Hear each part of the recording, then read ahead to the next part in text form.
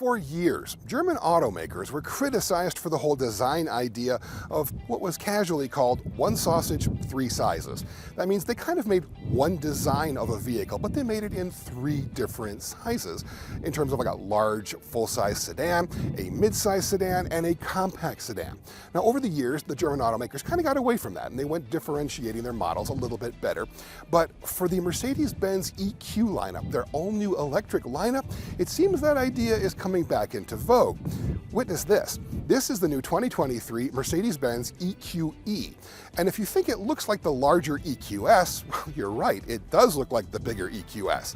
The EQS is meant to be the big, full-sized S-Class flagship. The EQE is the mid-sized E-Class model that sits below that, but it shares a lot of components, a lot of design features, and a lot of technology with the larger EQS. So is it different enough, or is it just a little bit smaller and a little bit cheaper? Well, come with us, and we'll take you through the new Mercedes-Benz EQE to show you just how different and how similar it is. The nice thing about the whole one sausage, three sizes idea is that if you like the way one of the vehicles look, you're going to like the way they all look. The design of the EQE is very similar to that of the larger EQS, and that's kind of necessitated by its aerodynamics. They're both extremely aerodynamically efficient vehicles. They need to be in order to maximize the range of the electric powertrain. It starts from the front, which has a closed-off grille, because why wouldn't you have a closed-off grille? There's no powertrain inside there that requires air or cooling, so you've got a much more aerodynamic front end. Down the side, you've got two arcs. One of them along the belt line, one of them along the roof line. The entire aesthetic is what's called cab forward, meaning you've got a short hood, this really long roof, and a very short trunk in the back. This is not a hatchback, this is actually a trunk. The whole idea is that it moves the passenger compartment forward a bit and really maximizes the amount of space that the passengers have on the interior. Is the overall design all that distinctive? Well, it looks fairly different from a lot of other electric cars, but I don't know that it necessarily screams Mercedes-Benz. But again, the nice thing is, if you like the way the big EQS looks, you're going to like the way the EQE looks too. So if it doesn't look all that different from the EQS, does it at least drive all that different from the EQS? No, it really doesn't. It feels very much like the larger EQS. All of the good points and bad points really seem to have carried over to this mid-size version of their full electric sedan. Now, it is extremely quiet. It is really nice to drive in that it is very calm, it is relaxing, it is smooth. The ride is excellent despite the fact that you've got very low profile tires. But there's a couple of quirks with just the way this thing is designed that make it a little bit difficult to operate. First of all, the driving position, I'm not a huge fan. This dash is so high, just like it is in the EQS, that in order to be able to see half of this digital gauge cluster, I have to have the steering wheel up much further than I normally like having it. So I've got this kind of arms raised, I feel like I'm riding one of those monkey-handled motorcycles that you see out there. It just doesn't feel very natural. It feels very high up in order to be able to see half of the digital gauge cluster. The visibility out is also a little bit wonky.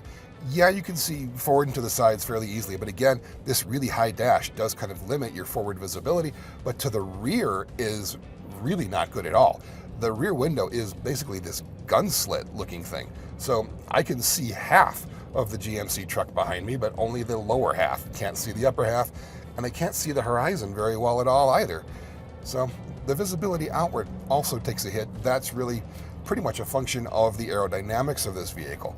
Aerodynamics were key in developing both the EQS and the EQE. It has to be as efficient as possible in order to get as much range as possible out of this vehicle. This is the EQE 350 4MATIC, so it has two motors, one on the front and one on the rear axle for all-wheel drive. It makes 288 horsepower and 564 pounds-feet of torque. And that's good for a 0 to 60 shot, Mercedes-Benz says, of about 5.5 seconds, and I believe it. It's not overly quick, but it is a heavy car. It does handle really quite well, however, and that is thanks largely to the rear wheel steering. You can get up to 10 degrees of rear wheel steering in this vehicle, which really makes it feel a lot more nimble than it actually is. It's also really good for like tight handling situations in urban environments or doing things like 3-point turns. It makes it really a shorter turning circle, which really does help in terms of handling. But you also feel it out on these twisties as well when you're curving through banked turns, and it just follows the line beautifully. They really did a good job in terms of the ride and handling balance in this thing.